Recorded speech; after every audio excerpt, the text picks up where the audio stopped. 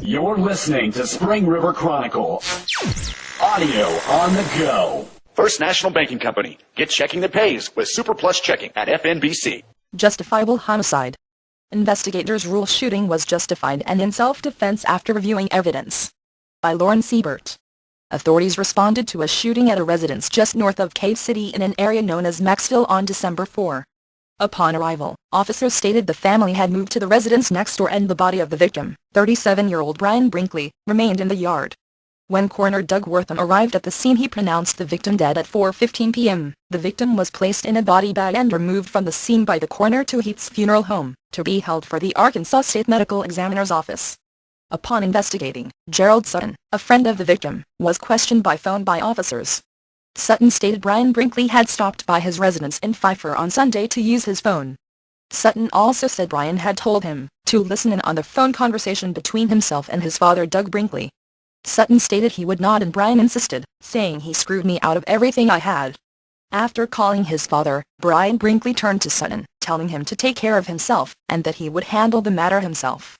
Sutton told officers that Brian was talking and acting strangely and he had a wild look about him. When Doug Brinkley spoke with officers, he explained his son had been having issues with drugs and alcohol and had become paranoid. He went on to say he had been assaulted by his son a few weeks before the incident.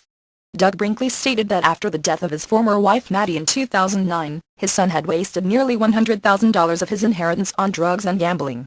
Doug Brinkley also stated that his son said he felt he was owed more money. Doug Brinkley explained to officers that, earlier in the day, his son had come to his house and laid hands on him and cussed him, finally placing a .30-30 rifle to his head, and threatened to kill him. Doug Brinkley's girlfriend Ola Landers said she had begged Brian not to kill his father, and persuaded him to leave. Brian Brinkley then began driving up and down the driveway, and told his father he would be back to take care of him.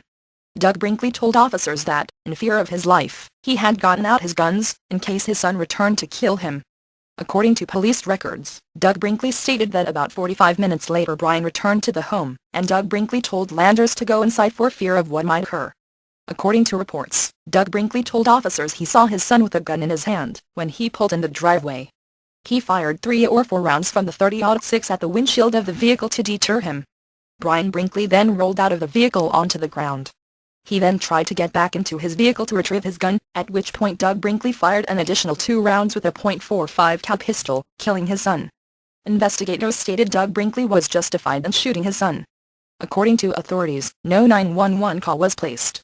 Landers' son-in-law was a Cave City officer, and he walked in after the shots were fired, and asked her to call 911. Investigator Dale Weaver said she had dialed it, but was so shook up she didn't hit the send button.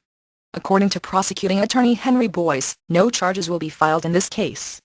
After talking to the sheriff and his investigators, who had already interviewed the suspect, the sole eyewitness, and family members, he then waited one more day until he could communicate with the medical examiner's office, who had conducted the autopsy on Brian Brinkley.